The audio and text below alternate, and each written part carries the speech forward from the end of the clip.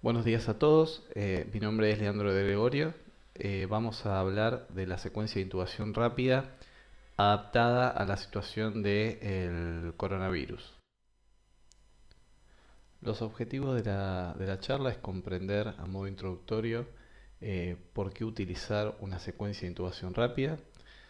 Como segundo punto, hablar esencialmente de cómo se implementa una secuencia de intubación rápida y finalmente hablar de algunas modificaciones y particularidades que son importantes a tener en cuenta a la hora de intubar a un paciente con infección por COVID-19.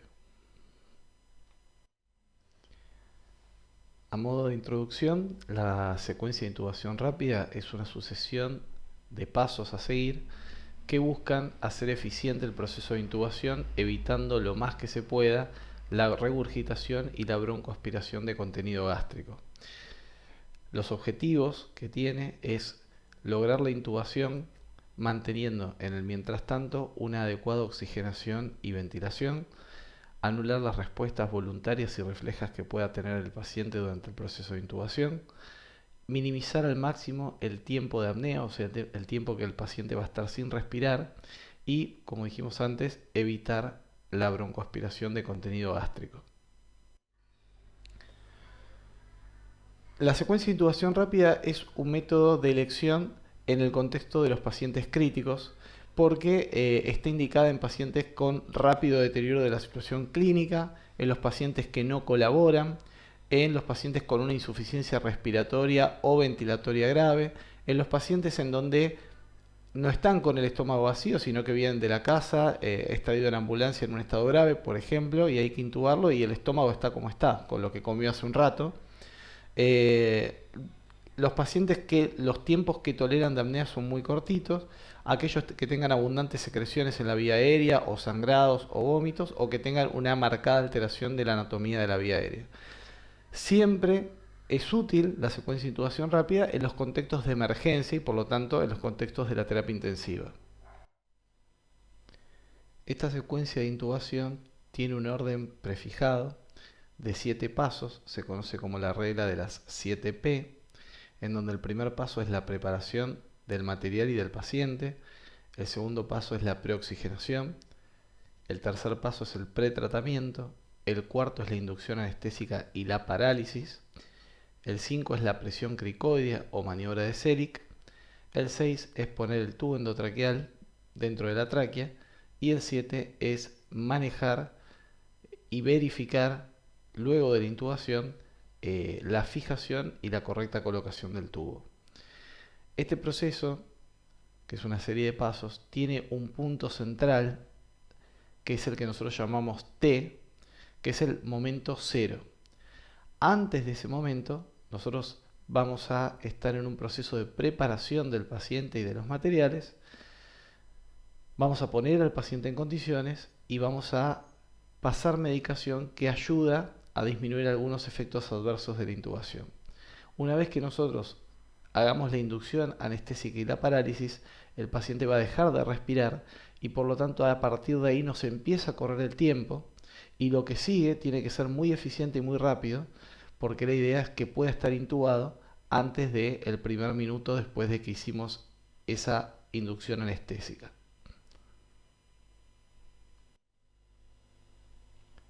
Dentro de la preparación, una de las primeras cosas que vamos a tener que preparar es al paciente, para lo cual vamos a primeramente estudiar algunos predictores de vía aérea dificultosa.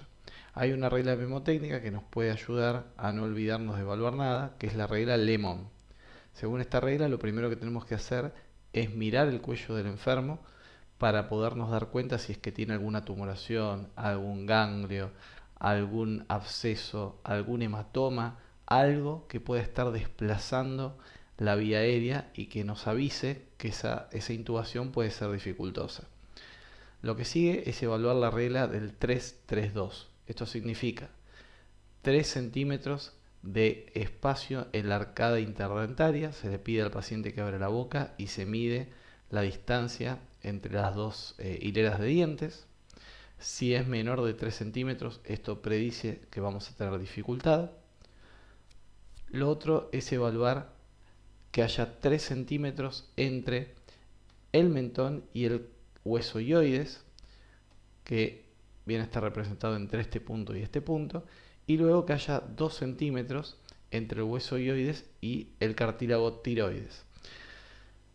Si cualquiera de estos 3 centímetros o 2 centímetros están disminuidos, eso predice que vamos a tener dificultad para intubar.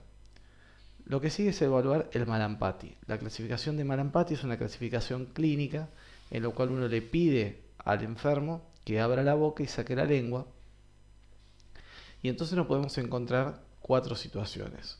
La primera situación, que es la ideal, es en la que al sacar la lengua uno puede ver el paladar óseo, el paladar blando, la úvula, los pilares del paladar y la pared posterior de la faringe.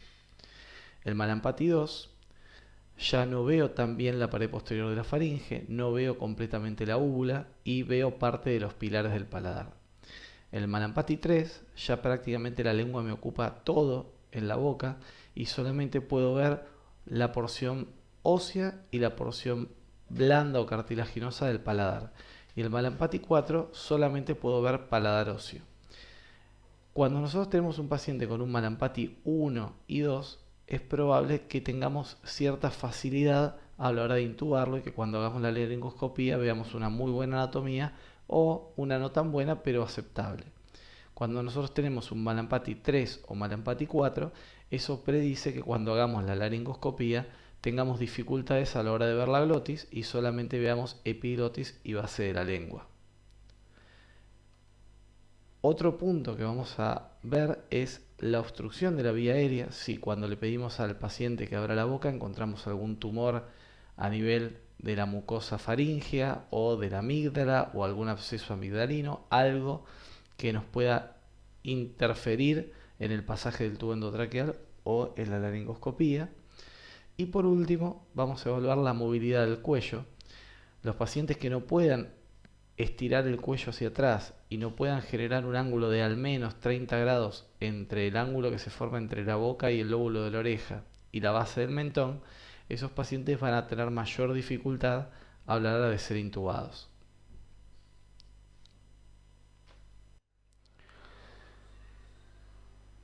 También vamos a tener que asegurar la posición del enfermo. La cama va a tener que estar en principio a 0 grados y la altura de la cama va a ser a la altura del pecho del operador que intuba, ¿sí? Por otro lado, hay maniobras en caso de que al paciente le cueste ventilar porque la lengua está colapsando la pared posterior de la faringe. Hay 2 maniobras muy conocidas que son la maniobra frente-mentón, que consiste en presionar sobre la frente y elevar el mentón para abrir la vía aérea y poderlo oxigenar mejor. Y en caso de que esta maniobra no se pueda hacer, por ejemplo, por lesión cervical, otra maniobra es la subluxación de la mandíbula, en donde nosotros llevamos la mandíbula del paciente hacia arriba con el objetivo de abrir la vía aérea. También tenemos que tener en cuenta que el paciente debe tener la cabeza a la hora de intubarlo en hiperextensión y además con una pequeña almohadilla por debajo de la cabeza, porque esto va a permitir alinear los ejes de la boca, de la faringe y de la laringe, y al estar alineados facilitar la visualización de la vía aérea. Respecto a la preparación de los materiales, lo que casi nunca nos olvidamos de preparar es el laringoscopio y los tubos endotraqueales, porque como nuestro objetivo es intubar, esas 2 cosas casi nunca las olvidamos. Es importante tener en cuenta que cuando nosotros decidimos intubar, cuanto más opciones y largos de palas tengamos, tanto curvas como rectas, más posibilidades vamos a tener de, ante una dificultad para intubar, poder cambiar la pala, elegir otro tamaño, más chico, más grande, más recta, más curva, y de esa manera facilitar el proceso de intubación. Por otro lado, también tenemos que disponer de varios tamaños de tubo endotraqueal. Si bien en las mujeres aproximadamente un 7 a 8 es un diámetro adecuado y en los varones un 7,5 a 8,5, es importante tener por lo menos 2 o 3 tamaños diferentes ante la dificultad para intubar para poder realizarlo. Además también, si nos olvidamos o no lo hacemos habitualmente y no nos acordamos qué tamaño corresponde a cada persona, está la regla del dedo meñique, que es más o menos buscar un tubo cuyo diámetro sea del diámetro del dedo meñique del enfermo. Lo que sí no solemos olvidar son las guías semirrígidas, que es lo que nosotros llamamos mandriles, que tienen como función darle menos flexibilidad al tubo y que nos ayude a la hora de intubar. También nos solemos olvidar muchas veces las cánulas oro y nasofaringias. En este caso yo les dejo una imagen de lo que llamamos nosotros las cánulas de Mayo, que son cánulas orofaringias.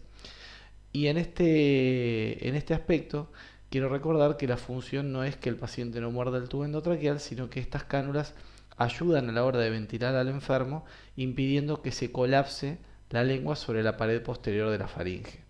Fíjense que hay varios tamaños de cánulas de Mayo o cánulas orofaringias, y el tamaño correcto tiene que ser el que uno elige para el paciente. ¿Cómo elijo el tamaño que corresponde al paciente? Tengo que fijarme que la cánula de Mayo tenga una longitud aproximadamente igual a la distancia que tiene entre el lóbulo de la oreja y la arcada dentaria del paciente. De manera que si ponemos una demasiado grande en un paciente con una contextura muy chiquita, nos va a quedar afuera y nos va a dificultar para ventilar con el ambú. Y por otro lado, si ponemos una demasiado chiquita, no va a cumplir la función porque la lengua igualmente va a colapsar sobre la pared posterior de la faringe. Otra cosa que no nos tenemos que olvidar es tener preparado la bolsa mascarilla, lo que habitualmente llamamos ambú, con la línea para conectar al oxígeno y con la máscara para poder ventilar al enfermo. También a la hora de preparar materiales es muy común que nos olvidemos de verificar la fuente de oxígeno. Es bastante común que nos olvidemos de verificar que funcione y que esté todo listo en cuanto al sistema de aspiración y las sondas para aspirar las secreciones que el paciente pueda tener. Muchas veces uno cuando va a hacer la laringoscopía no ve bien la vía aérea porque está lleno de secreciones y eso tenemos que aspirarlo. Necesitamos tener varias jeringas de 5 y 10 centímetros para pasar medicación y para inflar el balón del tubo endotraqueal. Necesitamos también tener un sistema de sujeción del tubo, ya sea complejo como un Hollister o muy simple como una venda, pero ya tener prefijado y listo el material. También necesitamos preparar y tener a mano los fármacos para intubar, que van a ser sedantes, opioides y miorelajantes. En los casos en donde tengamos la posibilidad de que estos pacientes los ventilemos dentro de un ámbito hospitalario, sería muy bueno que sean ventilados conectados a un monitor multiparamétrico que al menos nos permita monitorear en forma continua la saturación, la presión arterial y el electrocardiograma. Y siempre dentro o fuera de la habitación, pero tenemos que tener bien cerca un carro de paro porque la emergencia de un paro cardíaco puede ocurrir en el contexto de una inducción anestésica y de una intubación. También tenemos que estar preparados para una situación indeseable, que es cuando no se puede intubar al enfermo. Va a haber enfermos con vías aéreas difíciles que por más que venga la persona más experimentada y trate de intubarlo, no lo va a poder intubar, y en ese caso el paciente va a estar anestesiado, no va a estar respirando, y entonces de alguna manera lo vamos a tener que ayudar a respirar. Cuando no se puede colocar el tubo endotraqueal, las guías de vía aérea dificultosa lo que indican es la colocación de un dispositivo supraglótico. Dentro de esa gama de opciones tenemos las máscaras laringeas o los Combitube. En nuestro medio, en el hospital, nosotros contamos con máscara laringea y es importante tenerla lista dentro de la preparación del material como un plan alternativo por si no podemos intubar al paciente. Si no podemos intubar al paciente y no podemos colocar un dispositivo supraglótico, lo que vamos a tener que hacer es seguir ambuceando al enfermo, tratando de que no desature, hasta que el paciente se despierte y vuelva a asumir él mismo la respiración. Ahí toma importancia la elección de los fármacos que vamos a usar para sedar y para bloquear muscularmente al paciente. Debido a que, como puede fallar la intubación, cuanto más rápido se despierte, más posibilidades hay de que el paciente sobreviva a una situación muy grave, que es cuando no podemos intubar y no podemos ventilarlo con un dispositivo supraglótico. Si ninguna de estas tres cosas se puede hacer, no se lo puede intubar, no se lo puede colocar un dispositivo supraglótico y no podemos ambucearlo, lo que nos va a quedar como última opción es una cricotiroidotomía de urgencia, con los riesgos que este procedimiento de ultraemergencia conlleva.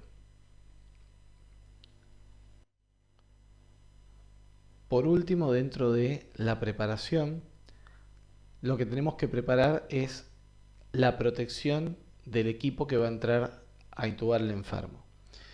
De manera de que en los casos de coronavirus, los operadores van a tener que estar adecuadamente vestidos, con su camisolín, con sus antiparras, con su barbijo N95, ya que sabemos que el procedimiento de la intubación es uno de los más riesgosos para el equipo de salud. Y eventualmente también vamos a tener que tener colocadas la máscara facial. Cuando todo el equipo está bien vestido, entonces ahí puede posicionarse dentro de la habitación. Ese posicionamiento está bastante establecido en una guía de la Sociedad de Vía Aérea Segura, en donde ellos postulan que bueno, va a haber un operador principal que va a ser el que intuba en la cabecera del enfermo, va a haber un asistente que es el que lo va a ayudar a ambucear y a alcanzarle los distintos elementos que va a necesitar durante la intubación.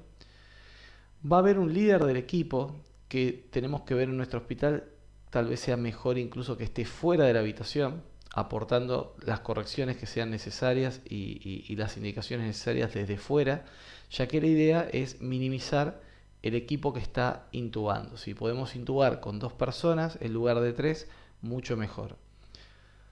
Y después fíjense que por fuera de la habitación va a haber gente también colaborando y eventualmente ante una emergencia para activar algún protocolo especial. Y fíjense que siempre está cerca del enfermo el carro de Sparo o un broncoscopio en caso de imposibilidad de intubar como una alternativa más, si bien no es la más recomendada. Nosotros en nuestro hospital hemos adoptado, para no olvidar justamente nada, porque son muchas las cosas que vamos a necesitar a la hora de intubar, en la etapa de preparación un checklist para justamente ir marcando y descartando que nada nos hayamos olvidado a la hora de intubar. Entonces fíjense que está la etapa de planificación en donde vamos a tener que ver que el paciente no tenga una vía aérea dificultosa y si la tiene ya ir armando un plan. Vamos a tener que ver qué complicaciones puede presentar el enfermo cuando lo intubemos. Vamos a tener que ver si está el kinesiólogo al tanto, si está disponible un anestesiólogo en caso de que nadie lo pueda intubar. Vamos a tener que reunir todos los materiales que vimos recién, por ejemplo, algo que no nombramos, el estetoscopio. Vamos a tener que tener el respirador ya listo. Vamos a tener que al menos tener un dispositivo de supraglótico para una contingencia, una vía aérea dificultosa. Vamos a tener que tener los fármacos que hayamos elegido para nuestro paciente y ya tener preasignados los roles de cada operador. ¿Quién va a ser el líder? ¿Quién va a ser el que intuba? ¿Quién va a ser el que asiste al que intuba? ¿Quién va a pasar la medicación? Y vamos a tener que ver que el paciente esté adecuadamente optimizado, tanto como dijimos antes, la posición de la cama, la altura de la cama, el retiro de la dentadura, la preoxigenación que ahora vamos a ver a continuación. Y luego pasar a la acción, ¿no? Que es realizar la secuencia de intubación rápida y los cuidados post-intubación. El segundo paso es la preoxigenación. La preoxigenación es un proceso que empieza en el mismo momento que decidimos intubar al enfermo. Vamos a tener 2 tipos de preoxigenación. La pasiva, que es la que hace el enfermo colocándose simplemente una máscara reservorio para recibir un alto flujo de oxígeno puro dentro de su vía aérea. Y el objetivo que tiene colocarse esta máscara reservorio es que cuando el paciente entre en apnea pueda tener el mayor tiempo posible hasta que el paciente desature el operador que va a intubar. Al tener más tiempo garantiza que pueda colocar el tubo endotraqueal en lo posible sin tener que ambucear al enfermo. Y esto es fundamental en los pacientes con COVID porque se vio que uno de los procesos que más aerosoles genera es el proceso de ambuceado o ventilación. Lo mismo la ventilación no invasiva. Entonces, en los pacientes con COVID, por todos los medios tenemos que tratar de que el enfermo no necesite ser ambuceado. para lo cual preoxigenarlo con una máscara reservorio es sumamente importante y vamos a tratar de que por lo menos esté 5 minutos o más con la máscara reservorio colocada. Así que mientras vamos preparando todos los materiales y haciendo todo el checklist, el enfermo mientras tanto va a tener su máscara reservorio colocada con FiO2 cercana al 100%, haciendo el proceso de preoxigenación. En caso de que durante el proceso de intubación el paciente necesite ser ambuceado, la recomendación es que se coloque un filtro antiviral. En nuestro caso vamos a usar un humidificador pasivo con función de filtro, lo que se llama un HMEF, colocado entre la máscara y el ambú. En este sector va a estar el filtro y esto lo que va a permitir es que la dispersión de aerosoles con carga viral sea la menor posible. Luego viene la etapa de premedicación. Esta no siempre es indispensable y por lo tanto en muchos casos la podemos obviar. Si el paciente está en shock, está inconsciente, prácticamente no es necesario realizarla. Y lo que busca la premedicación es simplemente disminuir algunas respuestas autonómicas que se producen durante la intubación, que en algunos pacientes, como puede pasar en los adultos con hipertensión endocraniana o que están con un infarto agudo de miocardio o una disección aorta, evitar que el proceso de intubación los hipertense demasiado y por lo tanto genera una complicación agregada. En los casos de los chicos, por lo general ellos desarrollan una respuesta parasimpática de tipo vasovagal y se produce muy frecuentemente durante la intubación bradicardia. Entonces las drogas que se van a usar en pediatría son diferentes que en el adulto. La droga más común utilizada en el adulto son los opiáceos, ¿sí? El fentanilo o el remifentanilo en las dosis que acá están indicadas, ¿sí? Habitualmente para un paciente de 70 kilos vamos a utilizar aproximadamente 140 microgramos de remifentanilo, que es aproximadamente media ampolla. La ampolla viene de 250 miligramos. El próximo paso de nuestro protocolo es la inducción anestésica y la parálisis. A través de este proceso, que es pasar dos fármacos, nosotros lo que vamos a hacer es poner al paciente en un coma profundo. Vamos a bloquear al enfermo desde el punto de vista neuromuscular. ¿Para qué? Para facilitar la intubación y para disminuir todos los reflejos indeseados que se pueden producir durante la intubación, como la tos o las náuseas, ¿sí? O que el paciente cierre las cuerdas vocales al momento de pasar el tubo endotraqueal. Es un momento crítico del protocolo porque a partir de este momento el enfermo empieza un periodo de apnea, o sea, deja de respirar. Si el enfermo deja de respirar y hicimos una buena preoxigenación, vamos a tener un tiempo variable dependiendo de la condición clínica del enfermo, en donde el paciente se va a mantener con niveles de oxigenación de la sangre medianamente normales y con niveles de dióxido de carbón medianamente normales en la sangre, y nos va a dar tiempo para que el operador pueda intubar al enfermo. Es importante entender que primero se pasa el sedante e inmediatamente después se pasa el bloqueante neuromuscular, los dos en bolo rápido. Si nosotros tuviéramos que elegir un fármaco ideal, el fármaco ideal va a ser el que tenga un inicio de acción muy rápido, que rápidamente uno lo pasa en la sangre del enfermo y el paciente se pone en coma y se bloquea muscularmente, que tenga una vida media ultra corta, o sea que dure cuestión de minutos, cosa de que si al pobre enfermo no lo podemos intubar, rápidamente vuelva a respirar por sus propios medios y vuelva a defender su vía aérea para que siga respirando solo. Y por otro lado, que tenga los menores efectos adversos posibles o directamente ninguno. Obviamente el fármaco ideal no existe y dentro de los fármacos recomendados por las guías de la secuencia de intubación rápida de los anestesiólogos, los dos fármacos que nosotros tenemos protocolizados en nuestro hospital para utilizar, que son los que con más frecuencia utilizamos y que más acostumbrados estamos a usar, son el midazolam y el propofol. El midazolam se administra en dosis de 0,1 a 0,2 miligramos por kilo de peso, por lo tanto para un enfermo de 70 kilos vamos a utilizar 15 miligramos, eso es una ampollita de las chiquitas o 3 centímetros cúbicos de la ampolla grande de 50 miligramos. Y tiene como ventajas que la intubación puede prolongarse y este es un sedante con una vida media relativamente larga, entonces nos va a dar tiempo sin que se agote el efecto sedante.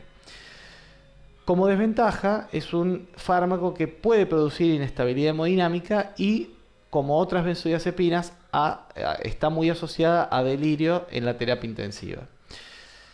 La otra droga que frecuentemente utilizamos es el propofol, en dosis de 1 a 3 miligramos por kilo de peso. Para una persona de 70 kilos aproximadamente vamos a usar una dosis de entre 140 y 200 miligramos. La ampolla de propofol que nosotros tenemos en el hospital es de 200 miligramos, así que vamos a estar utilizando entre 3/4 de ampolla y una ampolla completa. Dicho esto, las ventajas que tiene el propofol son un rápido inicio de acción y una vida media muy corta. En 10 minutos el paciente ya está totalmente libre del efecto del fármaco. Entonces esto es fundamental, sobre todo en los pacientes que veamos que puede presentar una vía aérea dificultosa, que podemos tener dificultad a la hora de intubar, porque con el propofol nos aseguramos que en 10 minutos el enfermo va a estar despierto y respirando nuevamente en caso de que no lo hayamos podido ni intubar ni colocar un dispositivo supralótico. Otra ventaja es que disminuye el reflejo laríngeo, pero su principal desventaja es que produce mucha inestabilidad hemodinámica. Entonces, en un paciente ya inestable, ya con vasopresores o con algún problema cardiológico, muchas veces el propofol no lo elegimos porque sabemos que lo iba a potenciar muchísimo más. Luego está la ketamina, el etomidato y el tiopental, que la verdad que en nuestro medio no lo usamos habitualmente, no porque no está disponible, sino simplemente porque no estamos familiarizados. La droga dentro de las guías, una de las más recomendadas es el etomidato, que se pasa a razón de 0,3 miligramos por kilo de peso, y esta es una de las drogas que menos inestabilidad hemodinámica produce. La ketamina, por otro lado, tiene otros efectos adversos, por lo cual no lo usamos habitualmente. Y el tiopental, bueno, que es un barbitúrico, tiene un rápido efecto. Esto puede ser útil en pacientes que además tengan hipertensión endocranial porque disminuye la presión intracraneal, pero también inestabiliza mucho desde el punto de vista hemodinámico. Con respecto a los bloqueantes neuromusculares, se pueden utilizar todos los de esta lista y tenemos todos disponibles en el hospital. En nuestro protocolo que vamos a adoptar para el COVID-19, las drogas que vamos a usar son la succinilcolina y el atracurio. La succinilcolina se administra en dosis de 1 a 2 miligramos por kilo de peso y la principal ventaja que tiene es que tiene un inicio de acción muy rápido y una vida media ultra corta. En 10 minutos el fármaco está totalmente eliminado de la sangre. Entonces el paciente en 10 minutos va a estar otra vez respirando y moviéndose normalmente, y eso puede ser muy útil en los pacientes que presenten vía aérea dificultosa. Además presenta un signo muy característico cuando ejerce su pico de acción, que son las fasciculaciones, y esto nos va a permitir saber que el paciente está adecuadamente bloqueado. Como desventajas, hay que tener cuidado en los pacientes en donde veamos que tienen hipercalemia, porque por ser un bloqueante de tipo despolarizante puede producir una hipercalemia mayor y generar una arritmia grave, o puede producir también hipertermia maligna. Hay que tener cuidado también en los pacientes que tengan rhabdomiólisis. El pancuronio, en cambio, es una droga que, si bien la utilizamos muy frecuentemente, no es la ideal para la intubación de los pacientes porque tiene una duración demasiado prolongada. Entonces, en caso de que no podamos intubar al enfermo, vamos a tener que estar ambuceándolo en el mejor de los casos durante 90 a 120 minutos. El atracurio es una droga que tiene como ventaja ser no despolarizante, por lo tanto se puede dar en pacientes hipercalémicos. Se da una dosis de 0,3 a 0,6 miligramos por kilo. El inicio de acción no es tan rápido y la duración no es tan ultra corta, puede estar hasta 40 minutos bloqueado, pero por lo menos no es tan larga como la del pancuronio. Y el rocuronio, que nosotros no lo tenemos en nuestro protocolo, pero que está disponible en el hospital, la principal ventaja que tiene, si bien tiene una vida media parecida a la del atracurio, tiene la ventaja de que existe antídoto, está el Sugamadex. Eso está disponible en el hospital, obviamente tiene muchísimo más costo que la succinilcolina y que el atracurio, pero en algunos casos en donde nos encontremos con ciertas contraindicaciones para la succinilcolina y un paciente con una vía aérea sumamente dificultosa, puede ser de utilidad porque tiene antídoto. Una vez que el paciente esté totalmente bloqueado y sedado, o sea, dejó de respirar, tenemos que tratar de evitar que el contenido gástrico refluya y se broncoaspire. Por lo tanto, está indicado la presión cricoidea. La presión cricoidea, también llamada maniobra de Selig, consiste en hacer presión en esta área puntual que es el cartílago cricoides, hacer presión sobre la pared posterior de manera de que colapsemos el esófago. Estamos apretando el esófago entre el cartílago cricoides y la columna cervical. El objetivo, como dijimos, simplemente es no permitir el reflujo desde el estómago hacia la parte alta del esófago y por lo tanto la broncoaspiración. Como efecto secundario, en algunos pacientes con vía aérea dificultosa, la movilización de la vía aérea puede ayudar a ver mejor la vía aérea.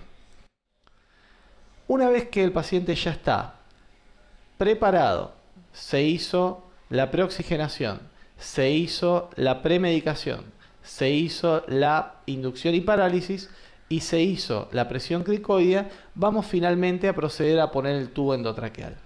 El tubo endotraqueal clásicamente se coloca por laringoscopía directa, pero en el caso del COVID-19, y si está disponible, tiene una fuerte indicación realizar la videolaringoscopía.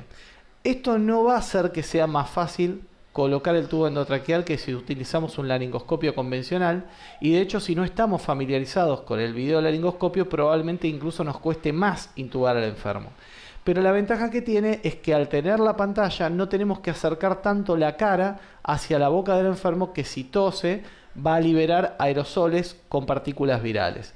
De manera de que si tenemos disponibles los dos métodos y tenemos experiencia utilizando el videolaringoscopio, que es el caso de nuestro hospital, deberíamos utilizar un videolaringoscopio a la hora de realizar la laringoscopía.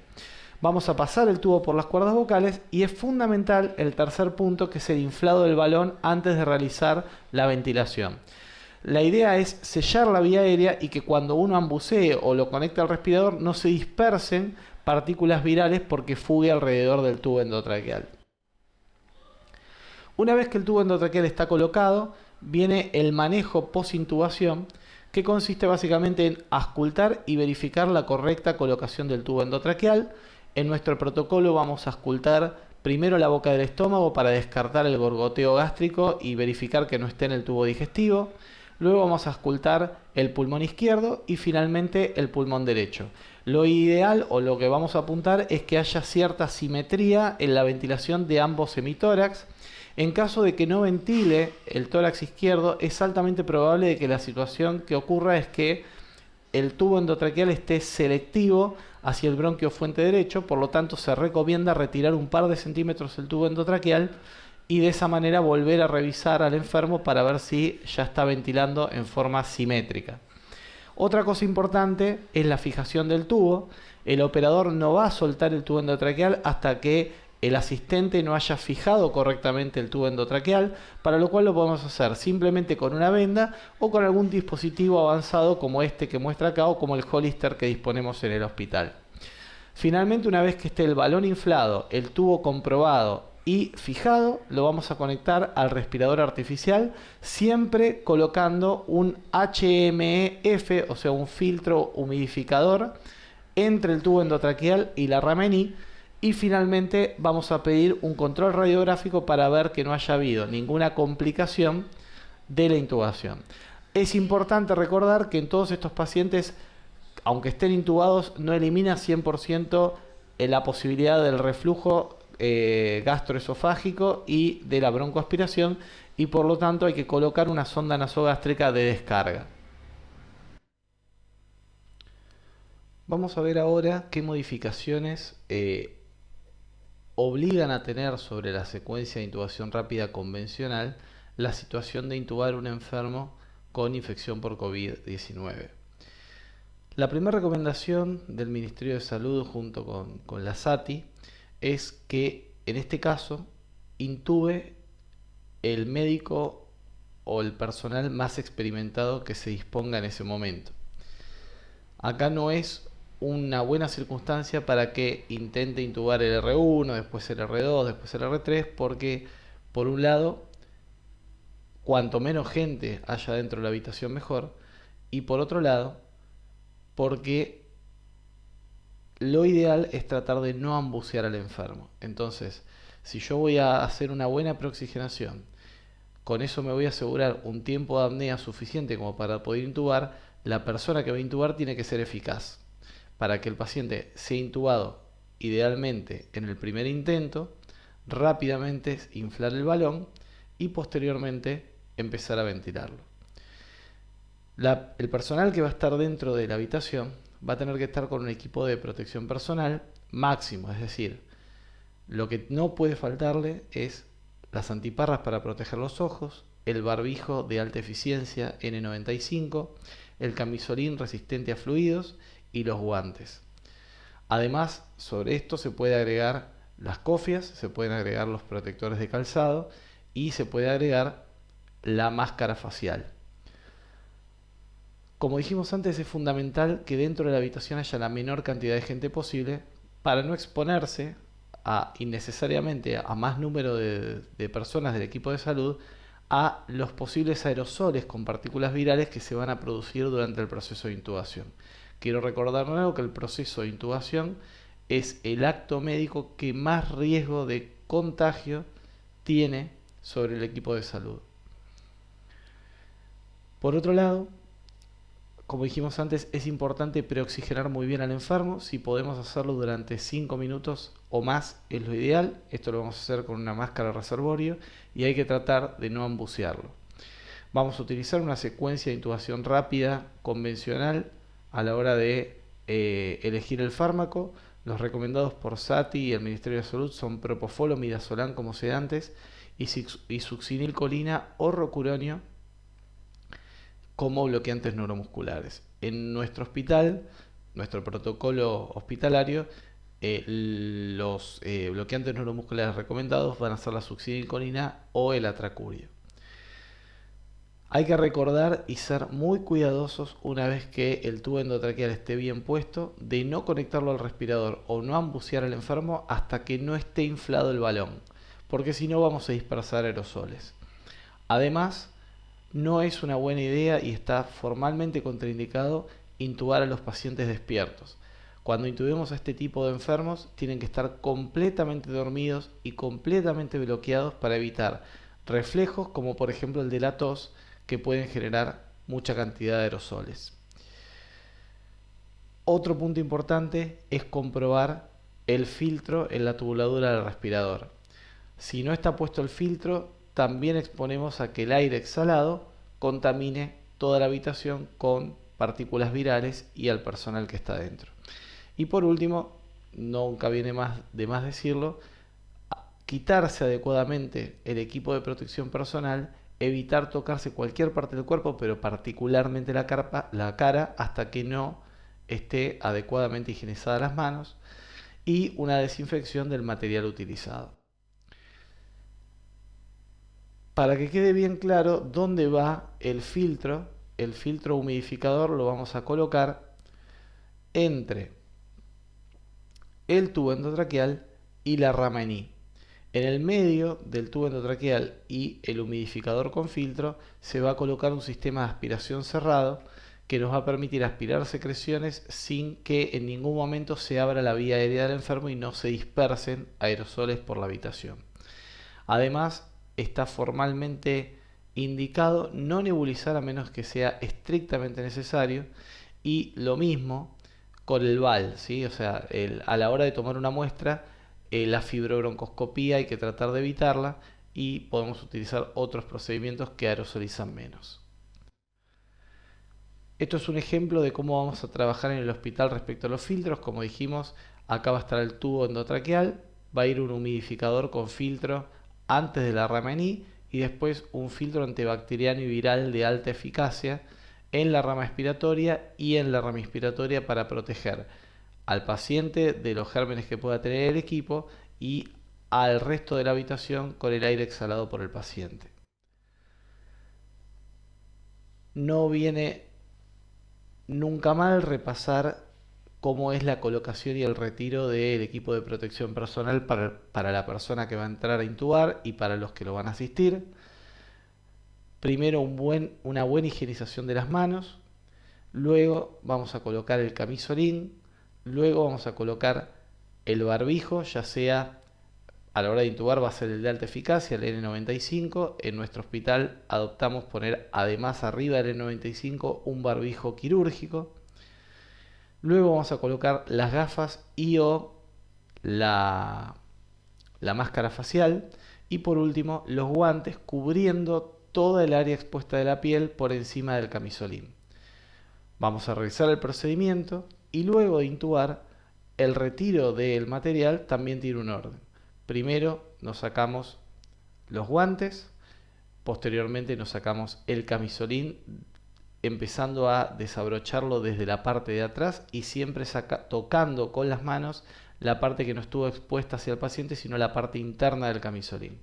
Posteriormente nos lavamos las manos según el protocolo, nos quitamos las gafas, nos quitamos el barbijo y nuevamente un lavado de manos. Fíjense que en la ilustración tanto las antiparras como el barbijo se saca siempre por la parte de atrás de la cabeza, que es la parte menos contaminada.